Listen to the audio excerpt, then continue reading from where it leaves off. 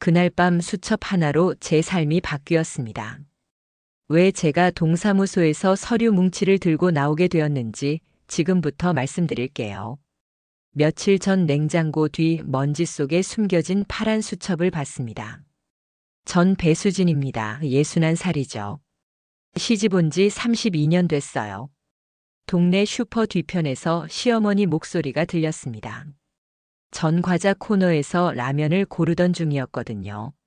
손이 멈췄어요. 시어머니가 누군가와 얘기하고 계셨어요. 제 이야기였습니다. 30년 넘게 봤는데 속이 깊은 애가 아니라고 하셨어요. 밥도 맨날 태우고 청소도 대충대충이라고요. 아들이 고생한다고 하시더라고요. 가슴이 철렁 내려앉았습니다. 라면 봉지를 쥔 손에 힘이 쭉 빠지는 게 느껴졌어요.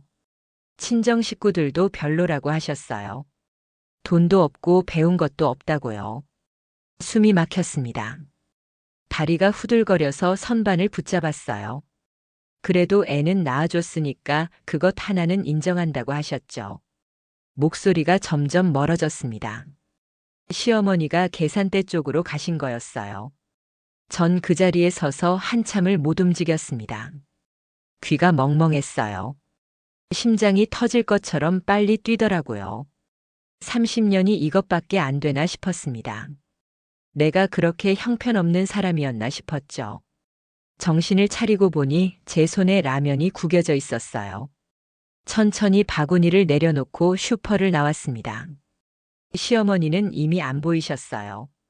집으로 가는 길이 멀게만 느껴졌습니다. 집에 들어서는데 현관이 낯설게 느껴졌습니다. 32년 살았던 집인데 처음 온 것처럼 어색하더라고요. 신발을 벗고 안으로 들어갔어요. 시어머니는 거실 소파에 앉아 텔레비전을 보고 계셨습니다. 저를 보시더니 고개만 끄덕이셨어요. 말은 없으셨죠. 늘 그러셨으니까요. 전 부엌으로 가서 물을 한 컵 마셨습니다. 손이 떨려서 컵을 제대로 못 잡겠더라고요. 물을 흘렸어요.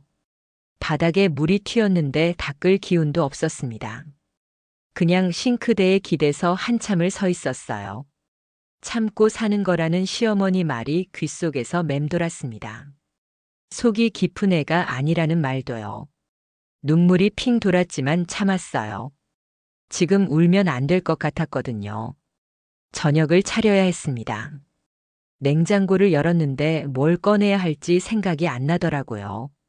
멍하니 서 있다가 두부 한 모 꺼냈어요. 된장찌개를 끓이기로 했죠. 냄비에 물 붓고 된장 풀고 두부 썰고. 손은 움직이는데 머리는 딴 데 가 있었습니다.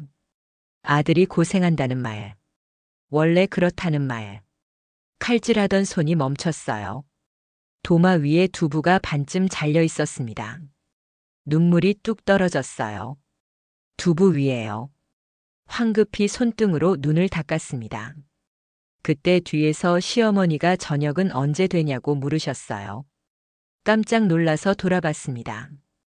시어머니가 부엌 문 앞에 서 계셨어요. 조금만 기다리시라고 했어요. 제 목소리가 떨렸습니다. 시어머니가 제 얼굴을 보시더니 어디 아프냐고 물으셨어요. 괜찮다고 했죠. 시어머니는 더 묻지 않으셨습니다. 그냥 거실로 돌아가셨어요. 전 다시 두부를 썰기 시작했습니다. 칼날이 도마를 두드리는 소리가 유난히 크게 들렸어요. 똑똑똑. 찌개를 끓이는 동안 계속 생각했습니다. 슈퍼에서 또 누구한테 그런 말을 하셨을까? 동네 사람들이 다 알고 있을까? 나를 어떻게 생각할까? 수치심이 몰려왔어요. 분노보다 수치심이 먼저였습니다. 저녁상을 차려놓고 시어머니를 불렀어요. 시어머니는 말없이 수저를 드셨습니다. 전밥을 한 숟가락 떠서 입에 넣었는데 넘어가지 않더라고요. 목에 뭔가 걸린 것처럼 답답했어요. 억지로 삼키고 물을 마셨습니다. 시어머니가 찌개를 한 숟갈 드시더니 얼굴을 찌푸리셨어요. 오늘 짜다고 하셨습니다. 전 대답하지 않았어요. 귀 먹었냐고 짜다고 하셨어요. 죄송하다고 했습니다. 맨날 간을 왜 이 모양이냐고 하시더니 수저를 탁 내려놓으셨어요. 밥 공기만 들고 안방으로 들어가셨죠. 전 혼자 상 앞에 남았습니다. 찌개를 한 숟갈 떠서 맛봤어요. 짜지 않았습니다. 딱 적당했거든요. 숟가락을 놓고 한숨을 쉬었습니다. 32년 동안 일했구나 싶었어요. 내가 뭘 해도 틀렸다고 하시는구나 싶었죠. 상을 물리고 설거지를 했습니다. 찬물에 손을 담그니까 정신이 조금 들더라고요. 그릇을 씻으면서 계속 생각했어요. 증거가 필요했습니다. 뭔가 증거를 찾아야 했어요. 내가 미친 게 아니라는 걸 확인해야 했거든요. 설거지를 끝내고 부엌을 정리하는데 문득 냉장고가 눈에 들어왔습니다. 냉장고 뒤쪽이요. 거기 먼지가 수북이 쌓여 있었거든요. 청소를 해야겠다 싶어서 냉장고를 조금 앞으로 당겼어요. 뒤편에 뭔가 떨어져 있었습니다. 수첩이었어요. 파란색 작은 수첩. 먼지를 털고 집어들었습니다. 표지엔 아무것도 안 적혀 있었어요. 펼쳐봤죠. 첫 장에 날짜가 적혀 있었습니다. 1993년 3월 12일. 제가 시집 온 다음 날이었어요. 그 밑에 글씨가 빼곡했습니다. 시어머니 필체였어요. 오늘 며느리가 아침상을 차렸다고 적혀 있었습니다. 국이 싱겁다고요. 밥도 질다고요. 솜씨가 없다고 적혀 있었어요. 심장이 쿵 내려앉았습니다. 다음 장을 넘겼어요. 1993년 3월 15일. 며느리가 빨래를 했다고 적혀 있었습니다. 하얀 옷에 색깔 묻었다고요. 또 혼냈다고 적혀 있었죠. 다음 장도 넘겼습니다. 1993년 4월 2일. 친정 갔다 왔다고 적혀 있었어요. 빈손으로 왔다고요. 예의 없다고 적혀 있었습니다. 손이 떨리기 시작했어요. 장을 계속 넘겼습니다. 매일, 매주, 매달. 제가 한 일들이 다 적혀 있었어요. 잘못한 것만요. 밥 태운 날, 설거지 덜 한 날, 마당 쓸다 말고 전화 받은 날, 시동생네 집 방문 안 간 날, 명절에 나물 하나 덜 올린 날. 빼곡했습니다. 32년치가요. 제일 최근 날짜는 지난주였어요. 며느리가 슈퍼 갔다가 라면만 사왔다고 적혀 있었습니다. 반찬 재료는 안 샀다고요. 게으르다고 적혀 있었죠. 그날 전 라면 사러 간 게 아니었어요. 시어머니가 급하게 드시고 싶다고 하셔서 뛰어간 거였거든요. 그런데 게으르다고 적혀 있었습니다. 가슴이 무너지는 것 같았어요. 수첩을 떨어뜨릴 뻔했는데 꽉 움켜쥐었습니다. 더 넘겨야 했어요. 뭔가 더 있을 것 같았거든요. 중간쯤 넘기는데 메모가 하나 끼워져 있었습니다. 접힌 종이였어요. 펼쳤습니다. 은행 입출금 내역서였어요. 제 이름으로 된 통장이었습니다. 근데 전 그런 통장 만든 적 없었어요. 개설일이 2018년이었습니다. 5년 전이죠. 잔액이 8천만 원이었어요. 눈을 의심했습니다. 제 이름인데 제가 모르는 통장. 그 안에 8천만 원. 어떻게 된 일인지 전혀 감이 안 잡혔어요. 입금 내역을 봤습니다. 매달 200만 원씩 들어와 있었어요. 5년 동안요. 출금 내역도 있었습니다. 작년에 3천만 원 나갔어요. 올해 초에 2천만 원 나갔어요. 누가 쓴 건지 왜 쓴 건지 전혀 몰랐습니다. 종이를 뒤집어 봤어요. 뒷면에 시어머니 필체로 메모가 적혀 있었습니다.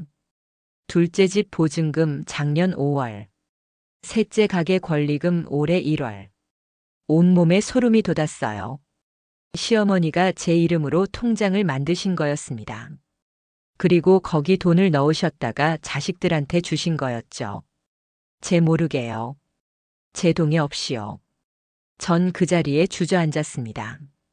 부엌 바닥에요. 수첩과 종이를 꽉 쥔 채로요. 32년이 이거였구나 싶었어요. 험담 수첩. 비밀 통장. 제 이름이 이렇게 쓰인 거였습니다. 눈물이 주르륵 흘러내렸어요. 소리 안 나게 울었습니다. 시어머니가 들으실까 봐요. 한참을 그렇게 앉아 있었어요. 울고 나니까 조금 정신이 들더라고요. 이러고 있을 때가 아니었습니다. 뭔가 해야 했어요. 더 찾아야 했어요. 수첩을 다시 펼쳤습니다. 뒷장들을 넘겨봤어요.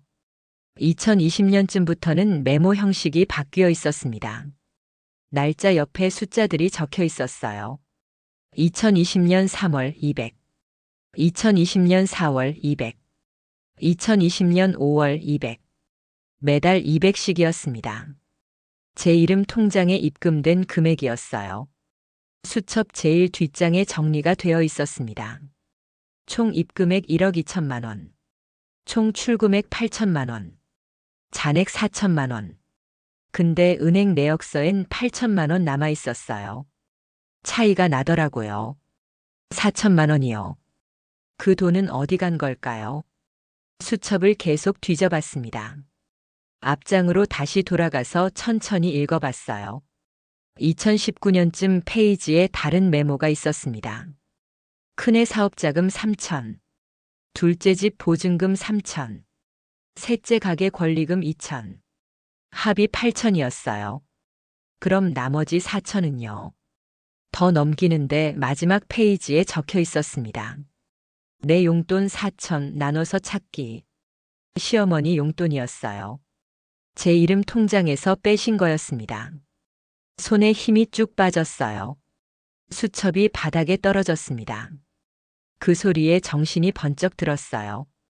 황급히 주워서 다시 냉장고 뒤에 밀어 넣었습니다. 은행 내역서만 따로 챙겼어요. 접어서 앞치마 주머니에 넣었죠. 심장이 미친 듯이 뛰었습니다. 냉장고를 제자리로 밀었어요.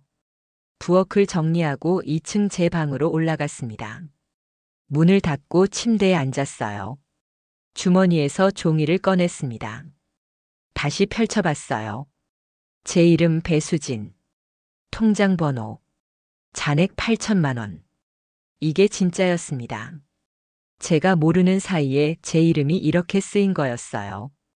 이걸 어떻게 해야 할지 막막했습니다. 경찰에 신고해야 하나? 은행에 가야 하나? 변호사를 만나야 하나? 아무것도 확신이 서지 않았어요. 일단 자야 했습니다. 내일 다시 생각하기로 했죠. 종이를 서랍 깊숙이 넣고 불을 껐어요. 눈을 감았는데 잠이 안 왔습니다. 슈퍼에서 들은 시어머니 목소리가 계속 맴돌았어요. 속이 깊은 애가 아니라는 말. 참고 산다는 말. 애는 낳아줬다는 말. 가슴이 답답해서 일어나 앉았습니다. 창문을 열었어요. 찬바람이 들어왔습니다. 밤 공기가 차가웠어요. 그 바람을 맞으면서 생각했습니다. 32년 동안 전 뭐였을까? 며느리였을까? 식모였을까? 아니면 그냥 이름만 빌려준 사람이었을까? 눈물이 또 났습니다. 이번엔 소리내서 울었어요. 시어머니가 들으시든 말든 상관없었습니다. 한참을 울고 나니까 마음이 조금 가라앉았어요. 창문을 닫고 다시 침대에 누웠습니다. 이번엔 잠이 왔어요. 깊지는 않았지만요. 다음 날 아침 눈을 뜨자마자 서랍을 열었습니다. 은행 내역서가 그대로 있었어요. 꿈이 아니었던 거죠. 시계를 봤습니다. 6시 반. 시어머니는 보통 7시에 일어나세요. 서둘러 씻고 부엌으로 내려갔습니다. 아침을 준비하면서 계속 생각했어요. 오늘 뭘 해야 할까? 어디부터 시작해야 할까? 일단 은행에 가기로 했습니다. 그 통장이 진짜 있는지 확인해야 했거든요. 밥을 짓고 국을 끓이는데 손이 자꾸 떨렸어요. 어젯밤 일이 자꾸 떠올랐습니다. 수첩 속 글씨들. 32년치 험담. 제 이름으로 된 비밀 통장. 가슴이 답답해서 창문을 열었어요. 찬바람이 들어와 정신이 좀 들었습니다. 7시쯤 되니까 시어머니가 내려오셨어요. 상을 차려드렸습니다. 시어머니는 말없이 수저를 드셨어요. 전 맞은편에 앉아 밥을 먹는 척했습니다. 입에 넣어도 맛을 모르겠더라고요. 그냥 씹어서 삼킬 뿐이었어요. 시어머니가 반찬 하나를 집어 드시더니 고개를 저으셨습니다. 표정이 안 좋으셨어요. 하지만 아무 말씀 안 하셨어요. 전 그게 더 무서웠습니다. 오늘도 수첩에 뭔가 적으실 거라는 생각이 들었거든요. 식사를 마치고 설거지를 했습니다. 시어머니는 거실로 가셨어요. 전 설거지를 빨리 끝내고 외출 준비를 했습니다. 가방에 은행 내역서를 넣었어요. 신분증도 챙겼죠. 현관으로 나가려는데 시어머니가 물으셨습니다. 어디 가냐고요? 장 보러 간다고 했어요. 시어머니는 고개만 끄덕이셨습니다. 밖으로 나왔어요. 바람이 차가웠습니다. 걸어서 은행까지 10분 거리였어요. 걸으면서 계속 연습했습니다. 뭐라고 말해야 할지요. 제 이름으로 된 통장이 있는지 확인하고 싶다고 해야겠다고 생각했어요. 은행 앞에 도착했습니다. 문을 열고 들어가는데 다리가 후들거렸어요. 번호표를 뽑았습니다. 의자에 앉아서 기다렸어요. 손에 땀이 났습니다. 가방을 꽉 쥐었어요. 제 차례가 됐습니다. 창구로 갔어요. 직원이 웃으면서 용건을 물었습니다. 전 떨리는 목소리로 말했어요. 제 이름으로 된 통장이 있는지 확인하고 싶다고요. 직원이 신분증을 달라고 했습니다. 신분증을 건넸어요. 직원이 컴퓨터를 두드렸습니다. 한참을 기다렸어요. 심장이 터질 것 같았습니다. 직원이 고개를 들었어요. 통장이 2개 있다고 했습니다. 하나는 제가 아는 통장이고요. 다른 하나는 2018년에 개설된 통장이라고 했어요. 심장이 쿵 내려앉았습니다. 진짜였어요. 목소리가 떨렸지만 물었습니다. 그 통장 거래 내역을 볼 수 있냐고요. 직원이 본인 확인이 필요하다고 했어요. 비밀번호를 아냐고 물었습니다. 전 모른다고 했어요. 그럼 신분증하고 도장 가져오면 재발급 가능하다고 했습니다. 도장은 집에 있다고 했어요. 직원이 그럼 오늘 다시 오시라고 했습니다. 고개를 끄덕이고 일어섰어요. 은행을 나오는데 온몸에 힘이 빠졌습니다. 벤치에 앉았어요. 손이 떨려서 가방을 제대로 못 잡겠더라고요. 진짜였습니다. 제 이름으로 된 통장이 진짜 있었어요. 제가 모르는 통장이요. 어떻게 만들어진 걸까요? 제 도장은 어떻게 찍힌 걸까요? 생각할수록 답은 하나였습니다. 시어머니. 그분이 제 도장을 가져가서 만드신 거였어요. 제 이름을 쓰신 거였죠. 가슴이 무너지는 것 같았습니다. 한참을 앉아 있다가 일어났어요. 집으로 돌아가야 했습니다. 도장을 가져와야 했거든요. 걸어서 집으로 갔어요. 현관문을 열고 들어갔습니다. 시어머니는 안 보이셨어요. 사랑채에 계신가 봤습니다. 2층으로 올라가서 서랍을 열었어요. 도장이 있었습니다. 손에 쥐는데 차갑더라고요. 이 도장으로 얼마나 많은 일이 벌어진 걸까요? 생각만 해도 소름이 돋았습니다. 도장을 가방에 넣고 다시 내려왔어요. 현관에서 신발을 신는데 시어머니가 나타나셨습니다. 또 어디 가냐고 물으셨어요. 은행 볼 일 있다고 했습니다. 시어머니 표정이 굳었어요. 무슨 일이냐고 물으셨습니다. 그냥 제 통장 정리하러 간다고 했어요.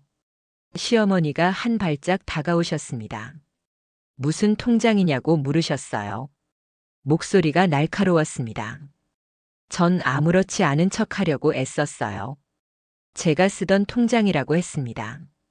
시어머니가 제 눈을 똑바로 보셨어요.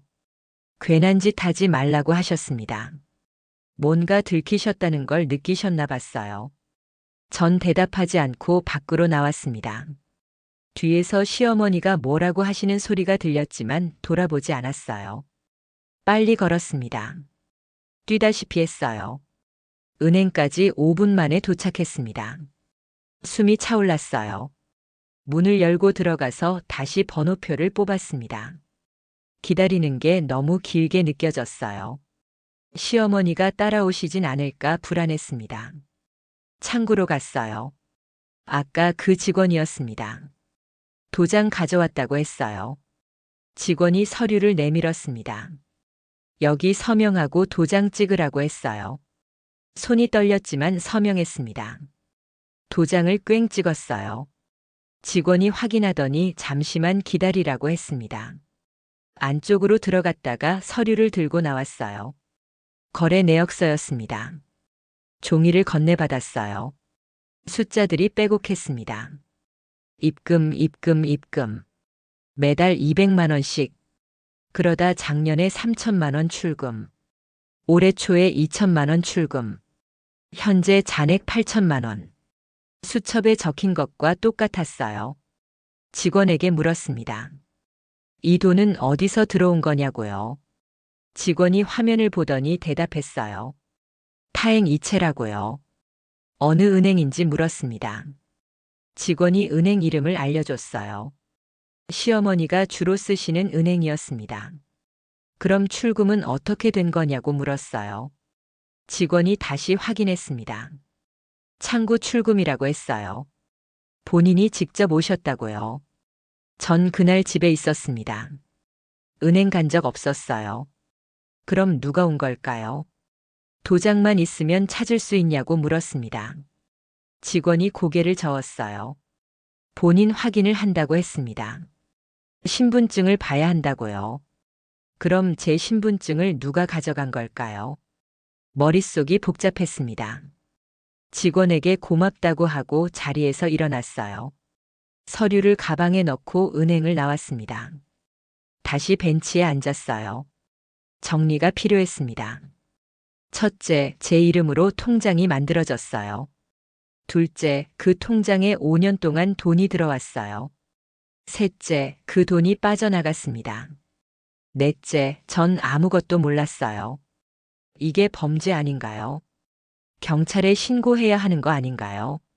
하지만 상대가 시어머니라는 게 문제였습니다. 가족이잖아요. 가족을 신고할 수 있을까요? 동네 사람들이 뭐라고 할까요? 며느리가 시어머니를 경찰에 넘겼다고 하겠죠. 효도 없다고 하겠죠. 배은망덕하다고 하겠습니다. 가슴이 답답했어요. 하지만 가만히 있을 수도 없었습니다. 제 이름이 이렇게 쓰인 건데요. 제 동의도 없이요. 일어서서 걷기 시작했습니다. 어디로 가야 할지 몰랐지만 일단 걸었어요. 동사무소 앞을 지나가는데 문득 생각이 났습니다. 주민센터에 가면 뭔가 알 수 있지 않을까? 제 이름으로 뭐가 더 있는지요. 안으로 들어갔어요. 민원실로 갔습니다. 직원에게 물었어요. 제 이름으로 된 서류를 확인하고 싶다고요. 직원이 무슨 서류냐고 물었습니다. 전 잘 모르겠다고 했어요. 그냥 혹시 제 이름이 쓰인 게 있는지 알고 싶다고요. 직원이 난처한 표정을 지었습니다. 구체적으로 말해달라고 했어요. 전 용기를 내서 말했습니다. 제 동의 없이 제 이름이 쓰인 것 같다고요. 확인하고 싶다고요. 직원이 신분증을 달라고 했습니다. 신분증을 건넸어요. 직원이 컴퓨터를 확인했습니다. 한참 후에 고개를 들었어요. 인감증명서 발급 내역이 있다고 했습니다. 언제냐고 물었어요. 2018년 4월이라고 했습니다. 통장 만든 달이었어요. 그리고 작년 5월, 올해 1월에도 발급됐다고 했습니다. 돈 나간 시기였어요. 전 그때 인감증명서 발급한 적 없었습니다. 직원에게 그 서류를 볼 수 있냐고 물었어요. 직원이 본인이 발급한 거 맞냐고 물었습니다. 아니라고 했어요. 누군가 제 이름으로 발급한 것 같다고 했습니다. 직원 얼굴이 심각해졌어요. 그럼 신고를 하셔야 한다고 했습니다. 경찰서에 가서 신고하라고요. 전 고개를 끄덕였습니다. 하지만 발이 떨어지지 않았어요. 직원이 혹시 도움이 필요하냐고 물었습니다. 전 괜찮다고 했어요. 생각 좀 해보겠다고 했습니다. 동사무소를 나왔어요. 머릿속이 하얗게 변했습니다. 인감증명서까지요. 제 모르게요. 시어머니가 어떻게 발급받으신 걸까요? 제 신분증은 늘 제 방 서랍에 있었는데요. 그럼 몰래 가져가신 걸까요? 등골이 오싹했습니다. 집이 더 이상 안전하지 않다는 생각이 들었어요. 제 물건들이 제 것이 아닌 것 같았습니다. 벤치에 또 앉았어요. 공원 벤치였습니다. 사람들이 지나다녔어요. 산책하는 노인들, 강아지 데리고 나온 사람들, 다들 평온해 보였습니다. 저만 무너지는 것 같았어요. 한참을 앉아 있다가 핸드폰을 꺼냈습니다. 인터넷을 검색했어요. 명예 도용, 가족명예 도용, 대처 방법. 여러 글이 나왔습니다. 다 읽어봤어요. 경찰 신고를 하라고 나와 있었습니다. 증거를 모으라고 했어요. 변호사 상담을 받으라고 했습니다. 하나하나 읽으면서 메모했어요. 해야 할 일들을요. 첫째, 증거 더 모으기. 둘째, 변호사 상담. 셋째, 경찰 신고 여부 결정. 넷째, 가족과 대화할지 말지 결정. 손으로 적다 보니 조금 정리가 됐습니다. 막막했지만 방향은 보이더라고요. 일단 집으로 돌아가기로 했어요. 증거를 더 찾아야 했거든요. 천천히 걸어서 집으로 갔습니다. 현관문을 열고 들어갔어요. 시어머니가 거실에 앉아 계셨습니다. 절 보시더니 어디 갔다 왔냐고 물으셨어요. 은행 다녀왔다고 했습니다. 시어머니 눈빛이 날카로워졌어요. 무슨 일로 갔냐고 다시 물으셨습니다. 전 대답하지 않고 2층으로 올라갔어요. 뒤에서 시어머니가 부르시는 소리가 들렸지만 무시했습니다. 방문을 닫고 가방을 내려놨어요. 침대에 앉아 한숨을 쉬었습니다. 이제 뭘 해야 할까요? 그날 밤 시어머니는 저녁을 안 드셨습니다. 상을 차려놨는데 안방에서 안 나오셨어요. 문 두드려도 대답이 없으셨습니다. 전 상을 그대로 두고 제 방으로 올라갔어요. 배가 고프지 않았습니다. 침대에 누워 천장을 봤어요. 앞으로 뭘 해야 할지 계속 생각했습니다. 증거를 더 모아야 했어요. 수천만으로는 부족했습니다. 은행 서류, 인감증명서, 다른 기록들. 찾을 수 있는 건 다 찾아야 했어요. 새벽 3시쯤 됐을 때 결심했습니다. 내일 아침 시어머니가 외출하시면 사랑채를 뒤지기로요. 눈을 감았어요. 이번엔 잠이 왔습니다. 다음 날 아침 6시에 눈을 떴어요. 씻고 내려가서 아침을 준비했습니다. 시어머니가 7시에 내려오셨어요. 표정이 어두우셨습니다. 상을 차려드렸어요. 시어머니는 말없이 드셨습니다. 전 맞은편에 앉아 있었어요. 밥을 먹는 척했지만 시어머니만 관찰했습니다.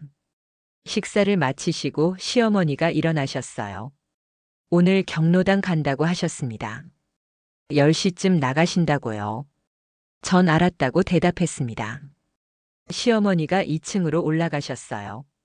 전 설거지를 하면서 시계를 계속 봤습니다. 10시가 되기를 기다렸어요. 9시 50분쯤 시어머니가 내려오셨습니다. 외출 준비를 하셨어요. 현관문이 닫히는 소리가 들렸습니다. 전 창문으로 확인했어요. 시어머니가 골목을 나가셨습니다. 완전히 안 보이실 때까지 기다렸어요. 그리고 사랑채로 갔습니다. 문을 열었어요. 어제처럼 심장이 두근거렸습니다. 일단 서랍장부터 열었어요. 첫 번째, 두 번째 서랍은 이미 봤던 거였습니다. 세 번째 서랍을 다시 열었어요. 서류 봉투가 여전히 있었습니다. 꺼내서 바닥에 펼쳤어요. 하나하나 확인했습니다. 은행 서류, 인감증명서, 부동산 등기부등본. 전부 복사해야 했어요. 핸드폰으로 사진을 찍었습니다. 한 장 한 장 꼼꼼히요. 날짜, 도장, 서명, 금액. 전부 찍었어요. 다 찍고 나서 서류를 다시 봉투에 넣었습니다. 서랍에 도로 넣었어요. 옷장을 열었습니다. 옷들이 정갈하게 걸려 있었어요. 옷 사이사이를 확인했습니다. 아래쪽 서랍도 열어봤어요. 두 번째 서랍에서 또 다른 봉투를 찾았습니다. 꺼내서 열었어요. 계약서였습니다. 시동생 이름이 적혀 있었어요. 대출 계약서였습니다. 연대 보증인 란에 제 이름이 적혀 있었어요. 제 도장도 찍혀 있었고요. 전 그런 보증 선 적 없었습니다. 손이 떨렸어요. 이것까지요. 사진을 찍었습니다. 계약서 전체를요. 다른 서류도 더 있었어요. 또 다른 대출 서류. 이번엔 막내 시동생 이름이었습니다. 역시 연대 보증인이 저였어요. 사진 찍었습니다. 봉투를 다시 넣었어요. 화장대 서랍도 열었습니다. 화장품과 소품들. 그 사이에 작은 수첩이 또 있었어요. 까만색이었습니다. 펼쳤어요. 전화번호부였습니다. 친척들 번호가 적혀 있었어요. 넘기다가 뒷장에서 메모를 발견했습니다. 배수진명의 대출 가능 한도 확인할 것. 신용 등급 관리 필요. 통장 비번 변경 마이너스 생년월일집 번호 뒤 4자리. 온몸에 소름이 돋았어요. 제 신용도 관리하셨다는 거잖아요. 제 이름으로 대출을 받기 위해서요. 사진 찍었습니다. 수첩을 제자리에 놓았어요. 침대 밑도 확인했습니다. 박스 하나가 있었어요. 꺼냈습니다. 먼지가 수북했어요. 열었습니다. 편지들이 가득했어요. 봉투를 하나 꺼냈습니다.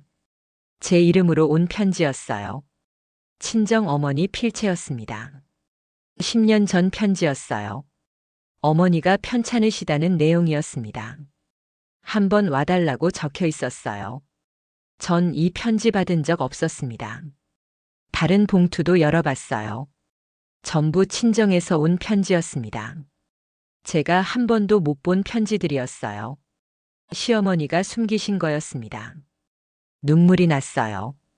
어머니가 절 찾으셨는데요. 전 몰랐습니다.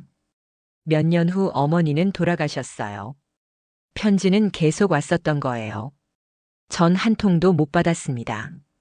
편지를 전부 사진 찍었어요. 울면서요. 박스를 다시 침대 밑에 넣었습니다.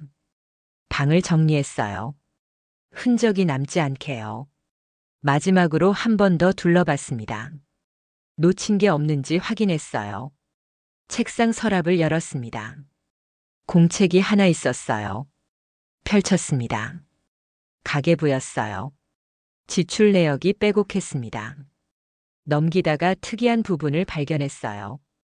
큰애 사업자금 마이너스 수진이 통장에서, 둘째 집 보증금 마이너스 수진이 통장에서, 셋째 가게 권리금 마이너스 수진이 통장에서. 명확했습니다. 제 통장에서 빼서 자식들한테 주신 거였어요. 그 밑에 또 적혀 있었습니다. 수진이는 모르는 게 좋다. 나중에 알면 문제 생긴다. 비밀로 해야 한다. 가슴이 무너졌어요. 처음부터 저를 속이려고 하신 거였습니다. 계획적으로요. 사진 찍었어요. 전부요. 공책을 제자리에 놓았습니다. 사랑채를 나왔어요. 문을 닫고 안채로 돌아왔습니다. 다리에 힘이 풀려서 소파에 주저앉았어요. 핸드폰을 봤습니다. 사진이 50장 넘게 찍혀 있었어요. 증거였습니다. 명확한 증거였어요. 시어머니가 제 이름을 도용하신 증거. 제 동의 없이 통장 만들고 대출 보증 선 증거. 친정 편지 숨긴 증거. 전부 있었습니다. 이제 뭘 해야 할까요? 변호사를 만나야 했습니다. 인터넷으로 검색했어요. 무료 법률 상담. 여러 곳이 나왔습니다. 한 곳을 골라 전화했어요. 떨리는 목소리로 상담 예약을 했습니다. 내일 오후 2시. 끊고 나니까 한숨이 나왔어요. 시계를 봤습니다. 12시였어요. 시어머니가 곧 돌아오실 시간이었습니다. 부엌으로 가서 점심 준비를 시작했어요. 손은 움직이는데 머리는 복잡했습니다. 내일 변호사한테 뭐라고 말해야 할까? 어디서부터 설명해야 할까? 냄비에 물을 올렸어요. 국을 끓이기 시작했습니다. 현관문 열리는 소리가 들렸어요. 시어머니가 돌아오셨습니다. 거실로 가시더니 소파에 앉으셨어요. 전 부엌에서 계속 요리했습니다. 시어머니가 부르셨어요. 부엌으로 갔습니다. 시어머니가 날 똑바로 보셨어요. 오늘 뭐 했냐고 물으셨습니다. 집에 있었다고 했어요. 시어머니가 고개를 끄덕이셨습니다. 하지만 믿지 않으시는 눈빛이었어요. 점심 곧 된다고 하고 다시 부엌으로 갔습니다. 등 뒤로 시어머니 시선이 느껴졌어요. 뭔가 아시는 것 같았습니다. 제가 사랑채에 들어간 걸요. 하지만 확실하진 않으신 것 같았어요. 점심을 차렸습니다. 시어머니를 불렀어요. 상 앞에 마주 앉았습니다. 시어머니는 말없이 드셨어요. 전밥을 입에 넣었는데 넘어가지 않았습니다. 억지로 삼켰어요. 시어머니가 반찬을 드시다 말고 물으셨습니다. 너 요즘 이상하다고요. 무슨 일 있냐고요. 전 고개를 저었습니다. 아무 일 없다고 했어요. 시어머니가 눈을 가늘게 뜨셨습니다. 거짓말하지 말라고 하셨어요. 뭔가 숨기는 게 보인다고요. 전 숨기는 거 없다고 했습니다.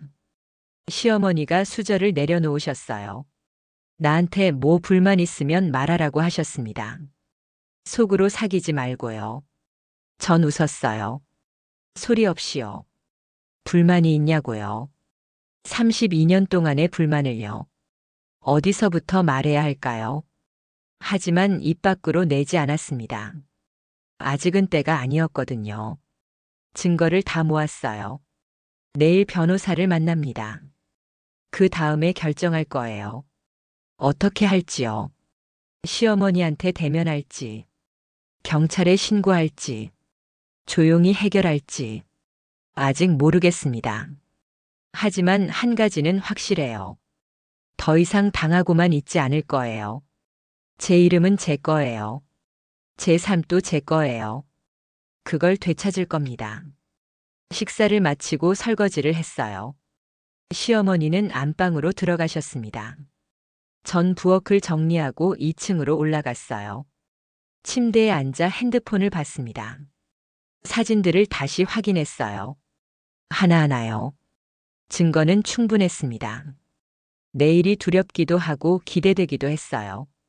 변호사가 뭐라고 할까요? 어떤 조언을 해줄까요? 제가 할 수 있는 게 뭘까요? 눈을 감았습니다. 내일을 기다렸어요. 다음 날 오후 1시에 집을 나섰습니다. 시어머니한테 마트 간다고 했어요. 시어머니는 고개만 끄덕이셨습니다. 법률 상담소까지 버스로 30분 걸렸어요. 가는 내내 긴장됐습니다. 손에 땀이 났어요. 가방 안에 핸드폰이 들어 있었습니다. 증거 사진이 전부 저장돼 있었죠. 상담소에 도착했어요. 오래된 건물 2층이었습니다. 문을 열고 들어갔어요. 대기실에 의자 몇 개 있었습니다. 앉아서 기다렸어요. 2시 정각에 이름을 불렀습니다. 안으로 들어갔어요. 책상 너머로 변호사가 앉아 계셨습니다. 50대 중반쯤 되어 보이는 여자 변호사였어요. 앉으라고 하셨습니다. 의자에 앉았어요. 변호사가 무슨 일로 오셨냐고 물었습니다. 전 천천히 설명하기 시작했어요. 시어머니와 32년 산 것, 제 이름으로 통장이 만들어진 것, 대출 보증도 제 이름으로 선 것, 친정 편지를 숨긴 것, 전부 말했습니다. 목소리가 떨렸지만 끝까지 말했어요. 변호사가 증거가 있냐고 물었습니다. 핸드폰을 꺼냈어요. 사진을 보여드렸습니다. 변호사가 하나하나 확인하셨어요. 표정이 점점 굳어지더라고요. 다 보시고 나서 한숨을 쉬셨습니다. 심각한 사안이라고 하셨어요. 명의 도용이 맞다고요. 사문서 위조도 해당된다고 하셨습니다. 형사처벌 대상이라고요. 제가 원하면 고소할 수 있다고 하셨어요. 하지만 가족 관계를 고려해야 한다고도 하셨습니다. 고소하면 시어머니가 처벌받으실 거라고요. 벌금형이나 징역형을 받을 수 있다고요. 그럼 가족 관계는 완전히 깨진다고 하셨습니다. 동네에도 소문날 거라고요. 제가 감당할 수 있겠냐고 물으셨어요. 전 대답하지 못했습니다. 고소까지는 생각 못했거든요. 그냥 제 이름을 되찾고 싶었을 뿐이었어요. 변호사가 다른 방법을 제시하셨습니다. 먼저 시어머니와 대면하는 거예요. 증거를 보여주고 요구사항을 전달하는 거죠. 첫째, 제 명의로 된 모든 걸 정리할 것. 둘째, 앞으로 제 이름을 함부로 쓰지 않을 것. 셋째, 피해 보상을 논의할 것. 이걸 서면으로 합의하라고 하셨어요. 합의서를 쓰면 법적 효력이 있다고요. 나중에 문제 생기면 그걸 근거로 할 수 있다고 하셨습니다. 만약 시어머니가 합의를 거부하면 그때 고소를 고려하라고 하셨어요. 전 고개를 끄덕였습니다. 그게 나을 것 같았어요. 변호사가 합의서 양식을 주셨습니다. 이걸 참고해서 작성하라고요. 필요하면 다시 오라고 하셨어요. 고맙다고 인사하고 나왔습니다. 밖으로 나오니 다리에 힘이 풀렸어요. 벤치에 앉았습니다. 손에 든 서류를 봤어요. 합의서 양식이었습니다. 읽어봤어요. 항목이 여러 개 있었습니다. 채워 넣어야 했어요. 어떻게 쓸까요? 한참을 생각했습니다. 그리고 적기 시작했어요. 첫째 항목. 배수진 명의로 개설된 모든 통장을 폐쇄하거나 본인에게 인계한다. 둘째 항목. 배수진 명의로 작성된 모든 대출 보증을 해지한다. 셋째 항목. 배수진 명의로 사용된 금액에 대해 상환 계획을 수립한다. 넷째 항목. 앞으로 배수진의 동의 없이 배수진의 이름, 도장, 신분을 사용하지 않는다. 다섯째 항목. 이 합의를 위반할 시 법적 조치를 취하는 것에 동의한다. 다 적고 나니까 손이 떨렸습니다. 이걸 시어머니한테 보여드려야 해요. 언제요? 어떻게요? 무섭기도 하고 떨리기도 했습니다. 하지만 해야 했어요. 더 미룰 수 없었거든요. 집으로 돌아갔습니다. 시어머니는 거실에 계셨어요. 장 봐왔다고 말씀드렸습니다. 시어머니는 대답 없이 텔레비전만 보셨어요. 부엌으로 가서 저녁 준비를 시작했습니다. 손이 계속 떨렸어요. 오늘 말씀드릴까요? 아니면 내일이요? 고민하다가 결정했습니다. 오늘이요. 더 미루면 용기가 없어질 것 같았거든요. 저녁을 차렸어요. 시어머니를 불렀습니다. 상 앞에 마주 앉았어요. 시어머니는 말없이 수저를 드셨습니다. 전밥 한 숟가락 떠서 입에 넣었어요. 목으로 넘어가지 않았습니다. 물을 마셨어요. 수저를 내려놓았습니다. 시어머니가 왜 안 먹냐고 물으셨어요. 전 천천히 입을 열었습니다. 어머니, 말씀드릴 게 있다고 했어요. 시어머니가 수저를 멈추셨습니다. 뭔데? 라고 하셨어요. 목소리가 차가웠습니다. 전 가방에서 핸드폰을 꺼냈어요. 사진을 하나 열었습니다. 은행 내역서였어요. 시어머니한테 보여드렸습니다. 이게 뭔지 아시냐고 물었어요. 시어머니 얼굴이 굳었습니다. 핸드폰을 빼앗으려 하셨어요. 전 핸드폰을 뒤로 빼며 말했습니다. 제 이름으로 만든 통장이라고요. 제 동의 없이요. 시어머니가 입을 다물고 계셨습니다. 다음 사진을 보여드렸어요. 대출 보증 서류였습니다. 이것도 제 이름이라고 했어요. 제가 보증 선 적 없다고요. 시어머니 얼굴이 창백해지셨습니다. 다음 사진도 보여드렸어요. 친정 어머니 편지였습니다. 이건 왜 숨기셨냐고 물었어요. 시어머니가 입을 여셨습니다. 그건 내 생각해서 그런 거라고 하셨어요. 친정 가면 돈 나간다고요. 시댁 살림 생각해서 막은 거라고요. 전 웃었습니다. 제 생각이 아니라 시어머니 생각이었죠. 제 돈을 쓰기 위해서였다고 말했어요. 시어머니가 벌떡 일어나셨습니다.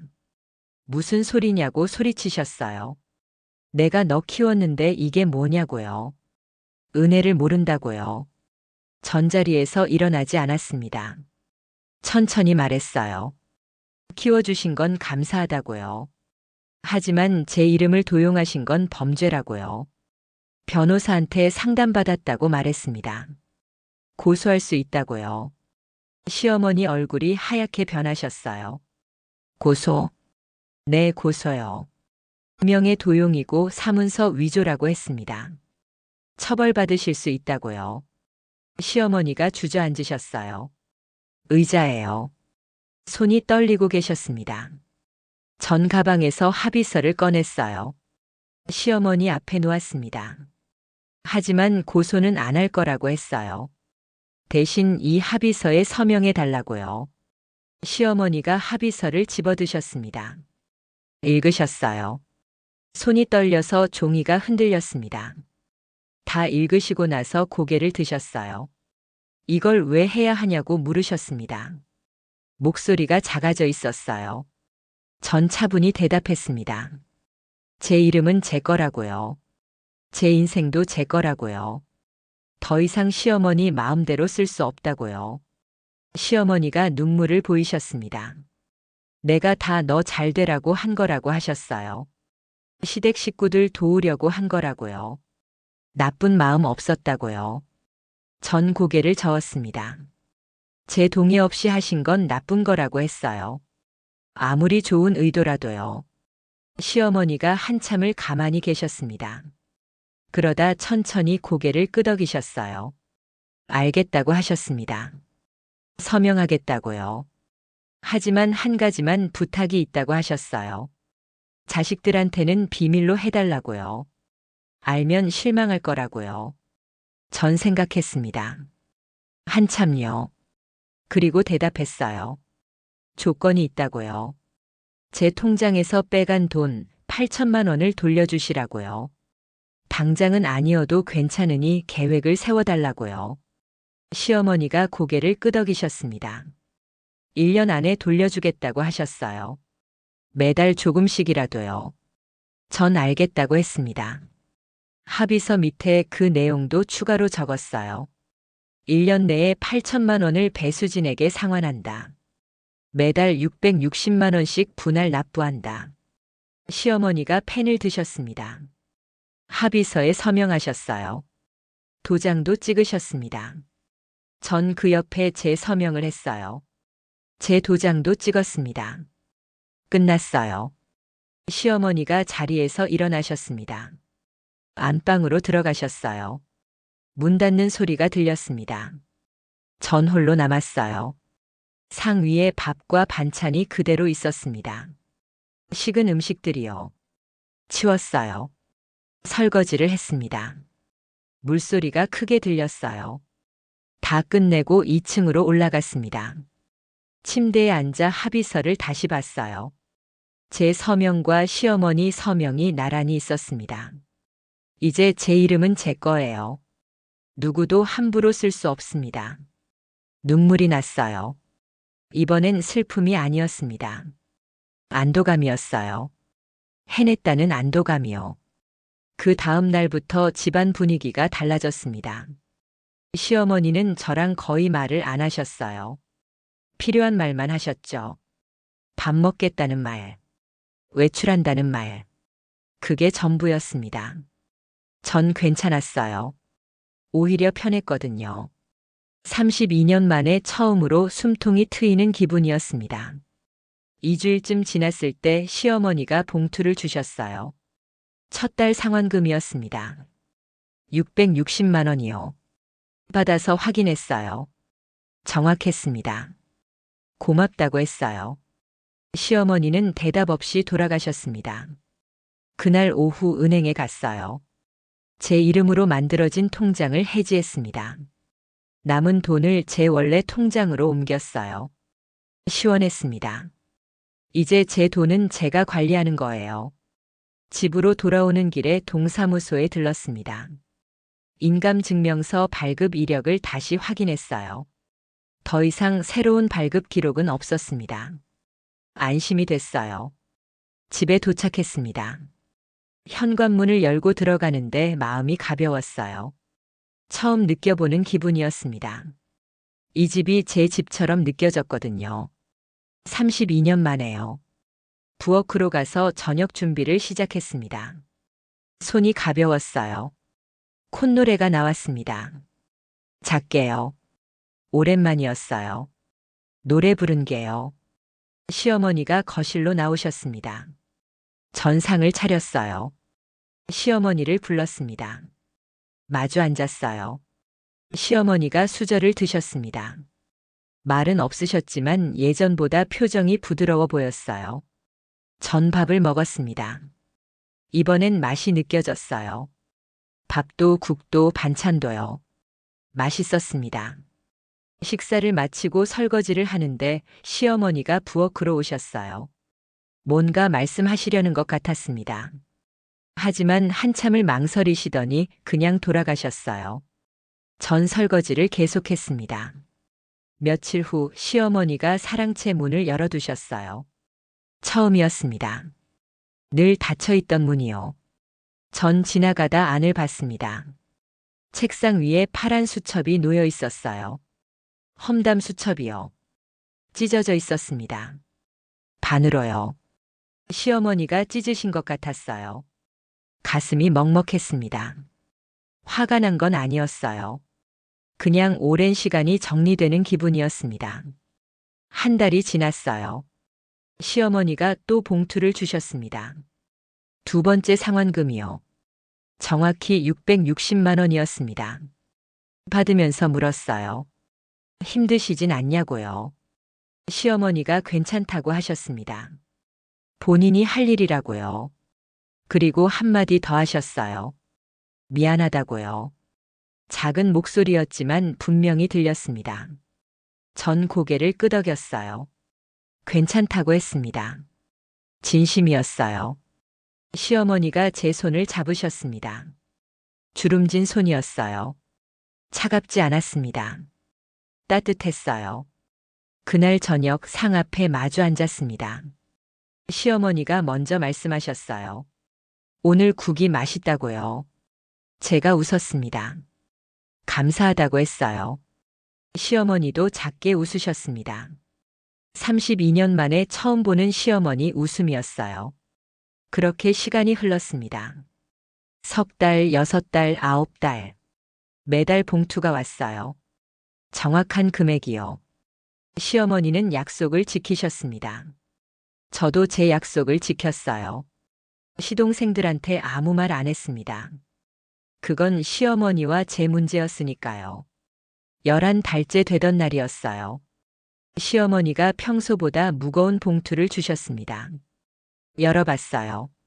1320만 원이 들어 있었습니다. 마지막 2달치였어요. 시어머니가 미리 다 갚으신 거였습니다. 고맙다고 했어요. 시어머니가 고개를 저으셨습니다.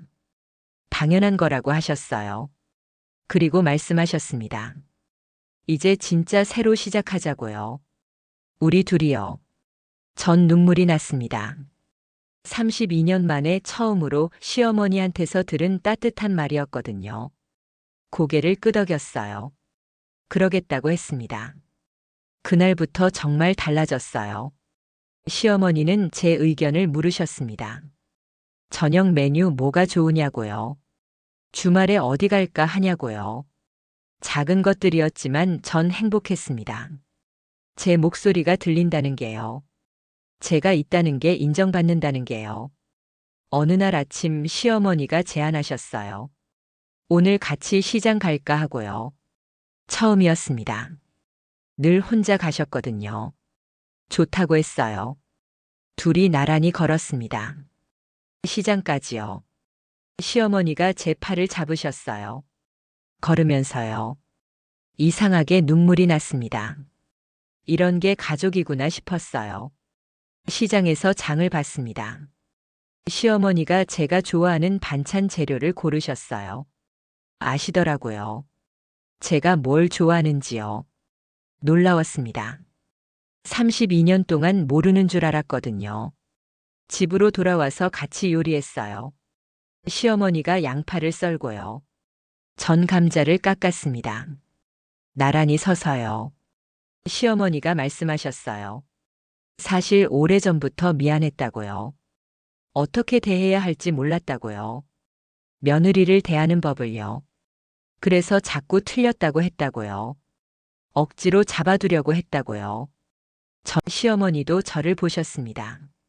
눈이 촉촉하셨어요. 괜찮다고 했습니다. 이제 알았으니 괜찮다고요. 시어머니가 제 손을 잡으셨어요. 고맙다고 하셨습니다. 버텨줘서요. 포기하지 않아서요. 전 웃었습니다. 저도 고맙다고 했어요. 변하려고 애쓰셨으니까요. 그날 저녁 상을 차렸습니다. 둘이 만든 음식들이요. 맛있었어요. 같이 만든 음식은 달랐습니다. 맛도 기분도요. 그날 밤 침대에 누워 생각했어요. 32년이 헛되지 않았구나. 끝은 좋았으니까요. 제 이름을 찾았고요. 제 목소리를 찾았고요. 제 자리를 찾았으니까요. 이제 전 배수진입니다. 누군가의 며느리이기 전에요. 저 자신이에요. 그걸 잊지 않을 겁니다. 다음 날 아침 창문을 열었어요. 햇살이 들어왔습니다. 따뜻했어요. 새들이 지저귀고 있었습니다. 봄이 왔나 봤어요. 긴 겨울이 끝나고요. 제 봄도 왔습니다. 61년 만에요. 늦었지만 괜찮았어요. 이제 시작이니까요. 현관 앞에 내려갔습니다. 신문을 가져왔어요.